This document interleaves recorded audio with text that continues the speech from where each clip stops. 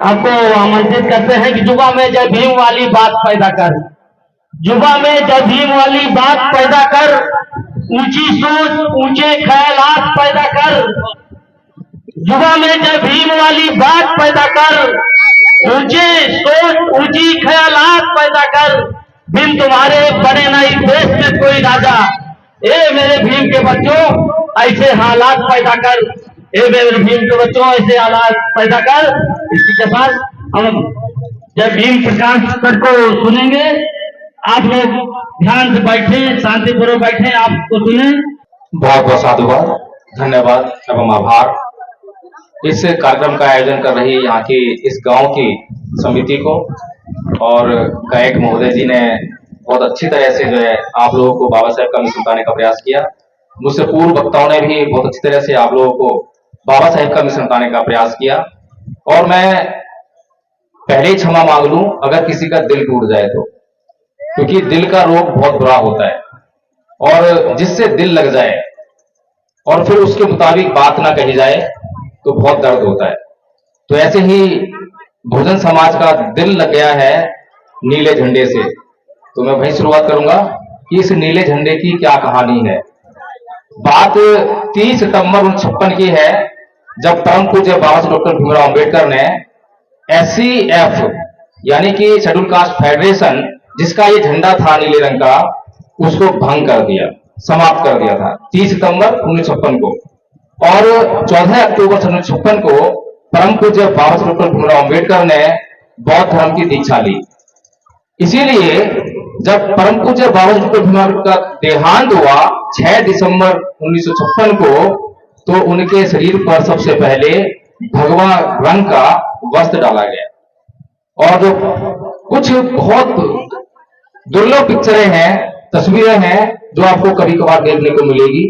अगर देखने को मिलेगी तो ध्यान से देखना कि बाबा साहेब के शरीर पर, पार्थिव शरीर पर भगवा रंग का कपड़ा है, नीला नहीं है।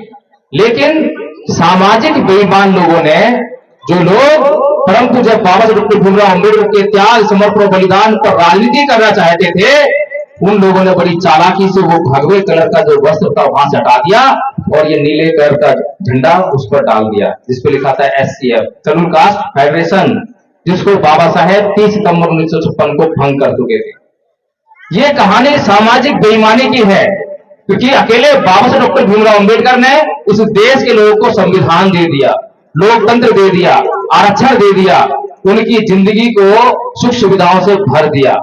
लेकिन आज परम पूज्य बाबा साहेब डॉक्टर अंबेडकर के उस त्याग, समर्पण, बलिदान के कारण लाखों डॉक्टर हुए, इंजीनियर हुए, IAS हुए, IPS हुए, जज हुए, वकील हुए, लेकिन फिर भी आज संविधान खतरे में है, लोकतंत्र खतरे में है, आरक्षण खतरे में है, हमारा सब कुछ खतरे में है।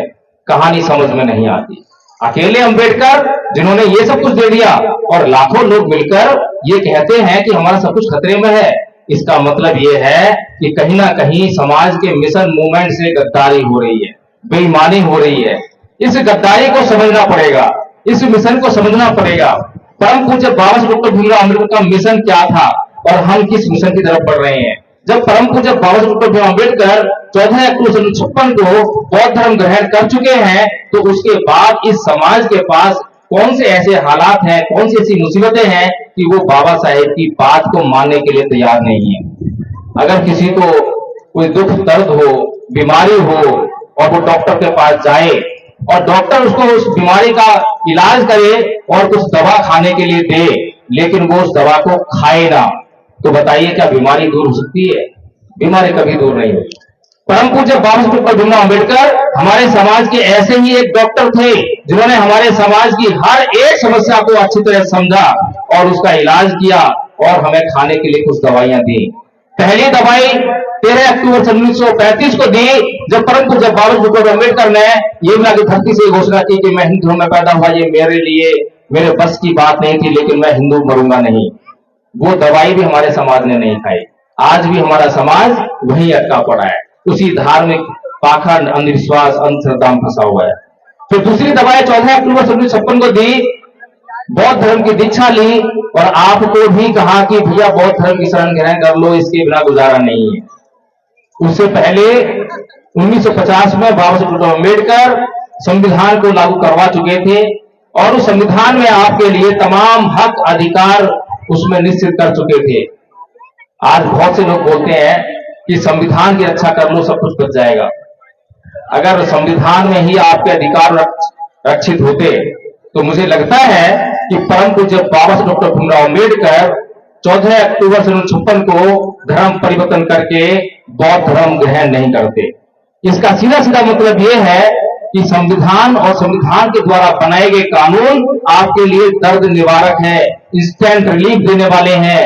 अगर आपके ऊपर कहीं पर भी अत्याचार हो रहा हो, शोषण हो रहा हो, तो तुरंत से उसका इस्तेमाल कीजिए।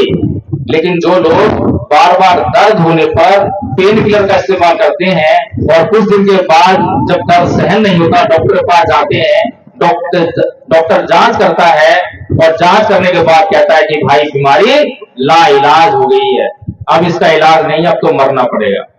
ऐसे ही अगर लगातार हम लोग संविधान और संविधान के कानूनों को उसका इस्तेमाल हम अपने दुख दर्दों को दूर करने के लिए करते रहे और हमें जो सच्ची दवाई दी है, जो परमानेंट रिलीफ परम पूज्य बाबा साहब डॉक्टर भीमराव अम्बेडकर ने दिया है, अगर उसका इस्तेमाल हमने नहीं किया तो हमारे लिए भी ये बीमारी लाइलाज हो जाएगी, लाइलाज हो रही है। पिछले 77 साल से अब तक हमारे पास कुछ नहीं आया है और जो बाबा साहब की मेहरबानी से आया था वो सब कुछ जा रहा है। इसीलिए हमारा सब कुछ खतरे में है। सामाजिक बेईमानी कहां हो रही है, इस सामाजिक बेईमानी को समझना बहुत जरूरी है। इंद्र मेघवाल की हत्या हो जाती है राजस्थान में, जितेंद्र मेघवाल की हत्या होती है राजस्थान में, और हमारे समाज के जो नेता हैं वो सड़कों का आंदोलन करने के लिए निकल पड़ते हैं, सड़कों पर आंदोलन करते हैं, FIR दर्ज करवाते हैं, SC/ST एक्ट का इस्तेमाल करते हैं और उस परिवार के लिए एक नौकरी की मांग करते हैं, उस परिवार के लिए मुआवजे की मांग करते हैं। लेकिन मैं ये सोचने पर मजबूर होता हूं कि क्या वो जो अत्याचार हुआ क्या वो उस परिवार पर हुआ? परिवार पर तो हुआ, क्या वो सामाजिक अत्याचार नहीं था? क्या वो समाज के ऊपर हुआ अत्याचार नहीं था?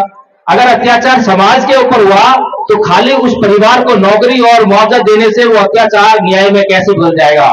उसके साथ में न्याय तो होगा, लेकिन समाज साथ में न्याय कैसे होगा? हमें आज सामाजिक न्याय की तरफ देखना पड़ेगा। तो परम पूज्य बाबा साहब डॉक्टर भीमराव अम्बेडकर के ऊपर भी बचपन से अत्याचार हो रहे थे।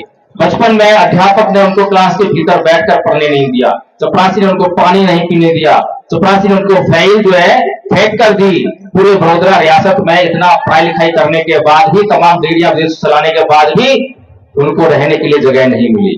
बचपन से लेकर जवानी तक, बुढ़ापे तक समाज ने उनके ऊपर जातिवाद के आधार पर अत्याचार किए। लेकिन जब परम पूज्य बाबा साहब डॉक्टर भीमराव अम्बेडकर प्रथम कानून मंत्री बन गए तो क्या उन्होंने उन लोगों से बदला लिया? क्या उनके खिलाफ कोई FIR कराई? क्या कोई संगठन बना के उनके ऊपर हमला किया? कोई लाठी उठाई?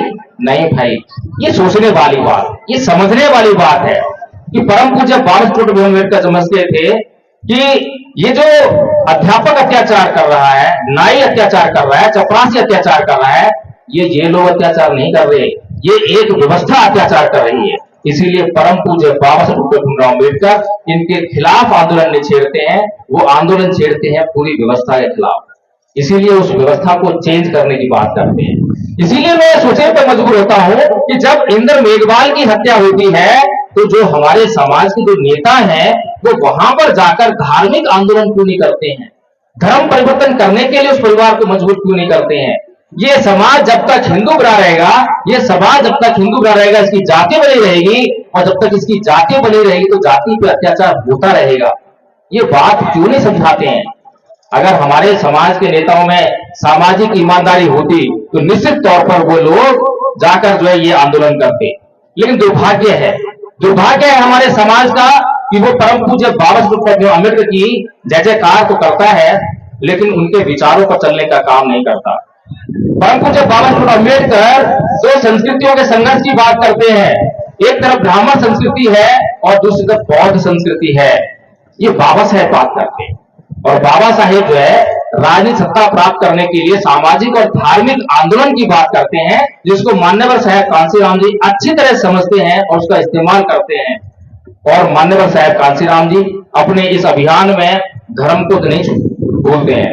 लेकिन मैं ये समझने पर बड़ा जोर लगाता हूं, सोचता हूं कि आखिर बहुजन समाज के लोग बाबा साहेब के बताए हुए मार्ग पर क्यों नहीं चल रहे हैं, वो क्यों नहीं बौद्ध धर्म अपना रहे हैं। हिंदू धर्म छोड़ेंगे नहीं छोड़ेंगे मुझे पता नहीं है, लेकिन बौद्ध धर्म अपनाने में क्या कष्ट हो रहा है, समस्या क्या है। एक संस्कृति है जो ये कहती है कि एक का जवाब पत्थर से दो, ईंट का जवाब पत्थर से दो, और जब ईंट का जवाब पत्थर से देने की बात आती है तो हम अपने बच्चों को समझाते हैं कि हम बाबा साहेब की संतान हैं, हमें डरना नहीं है। कोई एक कहे तो चार कहो, कोई एक मारे तो चार मार के आओ। ये सब हम अपने बच्चों को बचपन से सिखाते हैं, और जब हमारा बच्चा ये सब कुछ सीख जाता है, घर से बाहर जाता है, तो उसको दो चार लोग मिलते हैं जो उसको कुछ कह देते हैं। बच्चों को सिखाया है कि सहन मत करियो, अगर सहन करके आया तो तुमको और पिटाई करेंगे। तो बच्चा जो है एक सुनता है तो चार कहता है, वो एक मारते हैं चार मारता है। उनके पास चाकू छुरा होता है, वो भोंक देते हैं, बंदूक होती है तो गोली मार देते हैं, उसकी हत्या कर देते हैं। ये जो हमारे बच्चे की हत्या हुई, इसके लिए जिम्मेदार कौन है? वही संस्कृति जो ये सिखा रही है कि ये जवाब पत्थर से दो। और जो बाबा साहेब जिस संस्कृति में जाने की बात करते हैं, बौद्ध संस्कृति, वो क्या कहती है? भगवान बुद्ध कहते हैं कि ना ही बेरे बेरानी समन्वित उदाचरण अवेरेंच समन्ति ऐस धम्मो सनातनो, कि वैर से कभी वैर शांत नहीं होता, अवैर से ही वैर शांत होता है। अगर हमने अपने बच्चों को ये वाली शिक्षा दी कि बेटा कभी कोई कुछ कह दे तो पलट के जवाब मत दियो, अगर कोई तेरे को पिटाई कर दे तो पूछ लियो कि अंकल जी मुझे क्यों मारा, जरूर मुझसे कुछ गलती हुई होगी, मुझे मेरी गलती करो ताकि मैं अपना उद्धार कर लूं। गलती मेरी है तो उद्धार मेरा होगा, सुधार करने पर। अगर ये वाली बात अपने बच्चों को हमने समझाई होती तो क्या हमारे बच्चों की हत्या होती? दो संस्कृतियां हैं, एक संस्कृति हर पल हमारे भीतर हिंसा द्वेष और घृणा के बीज रोपित कर रही है, हमें मारने की तैयारी कर रही है, मार ही डाल रही है, और दूसरी संस्कृति हर पल पल प्रतिपल हमारी रक्षा कर रही है। बाबा साहेब डॉक्टर भीमराव अम्बेडकर इस दुनिया के महानतम विद्वान व्यक्ति हैं, the symbol of knowledge, the son, the greatest Indian. जितनी उपाधियों से उन्हें नवाजा उतना कम है। तो इसलिए हम ये क्यों नहीं समझ पाते कि बाबा साहेब डॉक्टर भीमराव अम्बेडकर अगर हमारे लिए कुछ करने के लिए कह रहे हैं तो उसमें तो भला हमारा ही है, तो हम उसको क्यों नहीं कर रहे हैं। अब समस्या ये है, मैंने कई जगह ऐसे कार्यक्रम किए, जगह जगह करता हूं, आज भी 2 कार्यक्रम किए, भी गोंडा में किया है, और तुरंत बात पता लगा कि यहाँ कार्यक्रम तो यहां भी चले आए। मैं पूछता हूं कि कितने लोग बौद्ध हैं, आप बताइए जितने लोग बचे हुए हैं कि कितने लोग बौद्ध हैं, हाथ खड़ा कीजिए। अच्छा, तो एक आदमी आ जाओ, बच्चा आ जाओ जरा, एक बार आ जाओ, एक बच्चा आ जाओ जल्दी से, जिन्होंने हाथ रख रहा है, जल्दी आओ फटाफट से, समय नहीं है, रात हो रही है, आ जाओ जल्दी, आ जाओ फटाफट से, देर लगा रहे हैं, जल्दी आओ भैया, भैया हमें भी जाना है, लेट हो रहे हैं, छोटा सा काम है बस। चलो ठीक है, मैं बताता हूं, कोई बात नहीं। देखिए, जब मैं ऐसे पूछता हूं ना कि कितने लोग बौद्ध हैं, हाथ खड़े हो जाते हैं, चाहे आधे खड़े हो, 10 खड़े हो, 20 खड़े हो, हाथ खड़े हो जाते हैं। फिर मैं उनको बुला के पूछता हूं कि बताओ भैया बौद्ध धर्म क्या है, माइक उनके हाथ में दे देता हूं, अभी भी देने वाला था लेकिन वो आए नहीं। तो क्या बोलते हैं कि अंधविश्वास को नहीं मानना, पाखंड को नहीं मानना, अंधश्रद्धा को नहीं मानना, देवी देवताओं की पूजा न करना, ईश्वर की पूजा न करना, और वैज्ञानिक दृष्टिकोण रखना, ये बौद्ध धर्म है। मैं पूछता हूं भैया कुछ और बताओ, बौद्ध धर्म क्या है? बस यही बौद्ध धर्म है। अब मैं ये जानना चाहता हूं कितने लोग कहेंगे कि हाँ ये बौद्ध धर्म है। क्या ये बौद्ध धर्म है? ये तो बौद्ध धर्म की बात ही शुरू नहीं हुई है। जब बौद्ध धर्म की हमें बात ही पता नहीं है, बौद्ध धर्म का कोई जानकारी नहीं है, तो प्रचार किस बात का करेंगे? परम पूज्य बाबा साहेब डॉक्टर भीमराव अम्बेडकर हमारे लिए बहुत सपने देखते थे कि ये मेरा बहुजन समाज सुखी हो, इसको जो है समृद्धि मिले। एक बार की बात है, नेहरू जी संसद से बाहर निकल रहे थे, साथ में बाबा साहेब थे। बाबा साहेब के कंधे पर हाथ रखकर बोले, अरे बाबा साहेब तुम किन लोगों के लिए काम कर रहे हो, ये लोग तुम्हें कुछ नहीं देने वाले, अच्छा हो कि तुम कांग्रेस ज्वाइन कर लो और तुम्हें कांग्रेस बहुत कुछ देगी। बाबा साहेब बोले कि मैंने इस समाज में जन्म लिया है, इस समाज का मेरे ऊपर कर्ज है, अगर ये लोग मुझे पीट पीट कर इस लैंप पोस्ट पर भी लटका दें तो भी मैं इन लोगों के लिए काम करूंगा। तो बाबा साहेब जो है जब ये सोच रखते हैं, और बाबा साहेब को हमने कुछ नहीं दिया, उन्होंने 2 चुनाव लड़े और दोनों चुनाव हमने हरा दिया, वोट हमें दिलाया बाबा साहेब ने, उसी वोट का हमने बाबा साहेब के ही खिलाफ इस्तेमाल किया, हमने उनको जिताया नहीं। तो बाबा साहेब जो है और कुछ भी सपना देखते हैं। अभी आचार्य नीलम बौद्ध जी ने बताया कि उन्होंने एक सपना और देखा था, भारत बौद्धमय हो। सपना है बाबा साहेब का, बाबा साहेब नहीं है। अगर इस सपना को पूरा हम लोग करेंगे, जो अधूरा रह गया है, तो उसका फायदा किसको जाएगा? बाबा साहब को जाएगा क्या? उसका फायदा हमें ही मिलने वाला है। लेकिन समस्या ये है, 1956 को बाबा साहेब ने धर्म परिवर्तन किया था, उससे लेकर आज तक लगभग 70 साल हो गए, अब तक भारत बौद्ध में हुआ क्यों नहीं है? बौद्ध धर्म की तो बात जरा सी भी नहीं बढ़ी है। यहां पर अभी पूछे कितने बौद्ध हैं, तो नीलबट्टा सन्नाटा, एक बौद्ध मिलेगा नहीं। और कुछ बौद्ध मिल भी जाएंगे जो भगवान बुद्ध का जाप करने वाले मिलेंगे, भगवान बुद्ध के धर्म की जानकारी रखने वाला एक नहीं मिलेगा। इसीलिए धम्मपद संघ ने एक काम शुरू किया कि बौद्धों को बौद्ध धर्म की बेसिक जानकारी दी जाए। उसके लिए छोटा सा कोर्स बनाया और उस कोर्स को जो है हटाने का काम किया। आज हमने वो कोर्स 158 लोगों को याद करा दिया है। अभी बक्सर बिहार में हमारा एक ऑफलाइन स्कूल चल रहा है और उसमें हमने जो है 21-22 छोटे छोटे बच्चे तैयार कर दिए जिनको वो कोर्स पूरा याद है। और जब वो पाली में बोलते हैं तो पूरी दुनिया से फोन आते हैं कि भैया ऐसा पाली में बोलते हुए बच्चे हमने पहली बार देखे हैं, तुमने कैसे सिखाया इनको? सीखना आसान है। हम तो ये कहते हैं कि आप अपनी सहमति दो। बाबा साहेब का मिशन है, बाबा साहेब का सपना है, पूरा हम करेंगे। आपको ये नहीं कह रहे कि ये कोर्स याद कर लाना, हम आपको याद करवाएंगे, हम आपको सिखाएंगे, हम बोलना सिखाएंगे। लेकिन आप कम से कम इतना तो मान लो कि हाँ, हमें बाबा साहेब की बात माननी है, बाबा साहेब की जयंती तो बनानी है, उस पर नाच गाना भी करना, सब कुछ करना है। जैसे अपना बर्थडे मनाते हो वैसे ही बाबा साहेब का बर्थडे मनाते हो। अपने बर्थडे पर डीजे लगाते हो और नाचते गाते हो, खाते पीते हो, और वैसे ही बाबा साहेब का बर्थडे मना रहे हो। अरे भाई, ये बाबा साहेब है, ये तुम्हारे घर के आदमी नहीं है जो तुम ऐसे बर्थडे मना लोगे। बाबा साहेब का बर्थडे मनाने के लिए बड़ा जिगरा चाहिए, बड़ी नॉलेज चाहिए, विचार चाहिए और त्याग चाहिए, बलिदान चाहिए, हर रोज चाहिए। हर रोज अगर इसको तो हफ्ते में एक दिन दो, हफ्ते में अगर उसको महीने में एक दिन दो, लेकिन उनके विचार का प्रचार प्रसार करने के लिए कमर कस लो, जब जाके उनका बर्थडे सेलिब्रेट कर पाएंगे। ऐसे नाच गाना तो आप जिंदगी भर गाते रहो और दुखी रहोगे। आज सब कुछ खतरे में है, खतरे में है अभी, उसके बाद खतरा पूरा हो जाएगा, सब कुछ मिट जाएगा, आप लोग फिर से वहीं जहां से चले थे वहीं आ जाओगे। इसलिए मुझे मालूम है कि कुछ ही लोग सुन रहे हैं, लेकिन फिर भी मैंने अपनी बात रखी, ये समझाने का प्रयास किया कि बाबा साहेब का जो मिशन है, आज उसको सामाजिक बेईमान लोग जो हमारे बीच में हमारे दुख दर्द बताने के लिए मंचों पर आते हैं और दुख रोने का काम करते हैं, मैं आपको बता दूं कि वो आपके दुख दर्द को दूर करने के लिए नहीं आते हैं, वो अपने आप को अपने एमएलए और एमपी बनाने के लिए आते हैं। उनको खुद को एमएलए बनना है, खुद को एमपी बनना है, इसलिए आपके बीच में आते हैं कि आप दुखी हो, आप परेशान हो, आपको बताते हैं आपका संविधान खतरे में है, लोकतंत्र खतरे में है, फिर आप बोलते हो भैया क्या करें?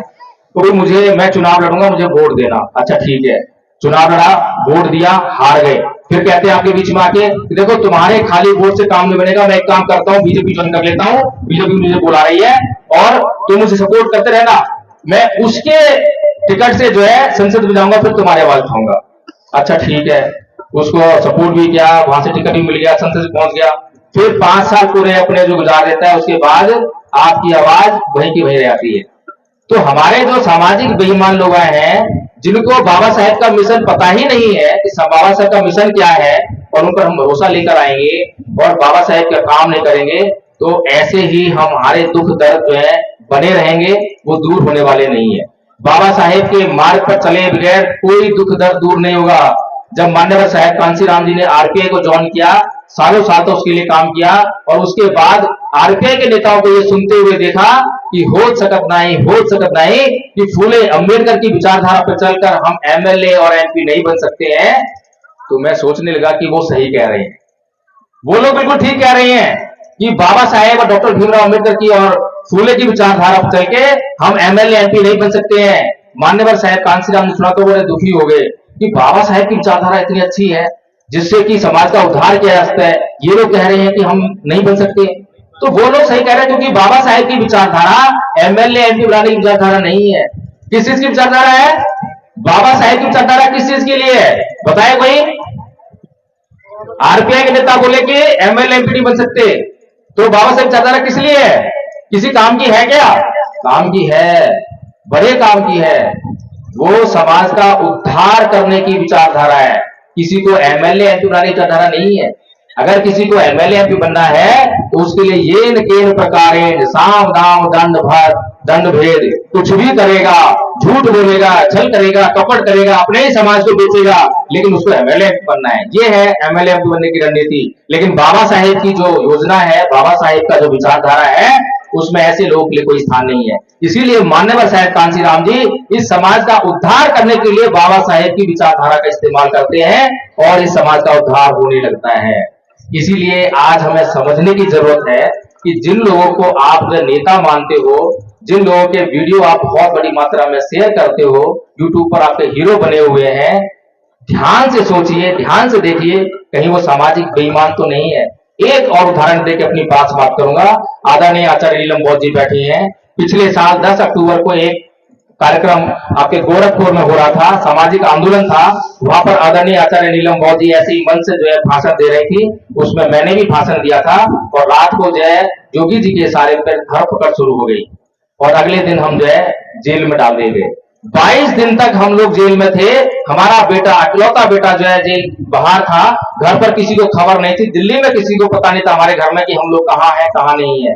और ये जो सामाजिक बेईमान नेता हैं, इन सबको पता था, सबको पता लग चुका था, चाहे वो चंद्रशेखर आजाद हो, चाहे वो बहन जी हो, चाहे जितने भी नेता हैं, सबको पता लग गया था कि नीलम जी जो है जेल में है।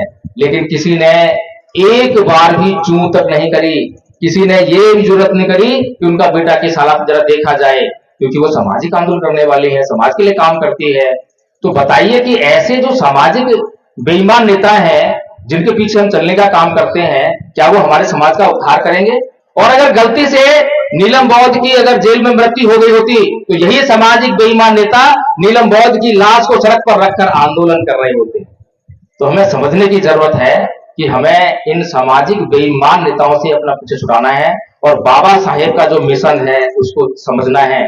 भारत को बौद्धमय किए बगैर और भारत को बौद्धमय करने की बात किए बगैर अगर कोई नेता आपके बीच में आता है और कहता है कि आपका उद्धार कर देगा, समझना बेईमान है, पक्का बेईमान है, एक नंबर का बेईमान है। क्योंकि भारत को बौद्धमय करे बगैर किसी प्रकार का उद्धार इस समाज का नहीं हो सकता है। ये बाबा साहेब कह रहे हैं, मैं नहीं कह रहा हूं। दो संस्कृतियों की बात बाबा साहेब कह रहे हैं। इसीलिए बाबा साहेब की जो 3 सामाजिक गुरु थे, बुद्ध, कबीर और फूले, कबीर पंथ अलग से चलता है, लेकिन बाबा साहेब कबीर पंथ की शरण में नहीं गए, क्योंकि कबीर पंथ की संस्कृति नहीं है। कबीर पंथी लोग खुद ब्राह्मण संस्कृति के अधीन आ गए हैं। रविदास की अपनी संस्कृति नहीं है, उनके लोग खुद ही ब्राह्मण संस्कृति अधीन आ गए हैं। इसीलिए बाबा साहेब जानते थे कि इस देश में अगर ब्राह्मणवाद की संस्कृति का कोई मुकाबला कर सकता है तो वो बौद्ध संस्कृति है। और जब तक अपना सांस्कृतिक परिवर्तन नहीं करोगे तब तक किसी भी प्रकार से आपका उद्धार होने की कोई गुंजाइश नहीं है। अभी हमारे चित्त में हम अम्बेडकरवादी जरूर हैं, कहने के लिए अम्बेडकरवादी हैं, लेकिन ये दिमाग का अगर ऑपरेशन करोगे, जांच करोगे तो पता लगेगा कि ये तो ब्राह्मणवाद से भरा पड़ा है। क्यों? क्योंकि ब्राह्मणवाद लड़ने मरने की बात करता है, ईंट उठाने की बात करता है, दुश्मनी की बात करता है। लेकिन जो बौद्ध संस्कृति है उसमें तो चित्त का परिष्कार करने की बात की जाती है, चित्त की शुद्धता की बात की जाती है। जो समर्थ संस्कृति के जितने भी संत हैं, किसी ने आपके हाथ में जो है ईंट पत्थर नहीं थमाए हैं, लेकिन वे लोग हमेशा धनुष, भाले, तलवार इन्हीं से बात करते हैं, इसके अलावा वो बात नहीं करते हैं। तो इसीलिए आदरणीय सम्मानित मंच, आदरणीय समाज, उपस्थित समाज, मैं इन्हीं बातों के साथ में अपनी बात समाप्त करता हूं। जय भीम, नमो बुद्धाय।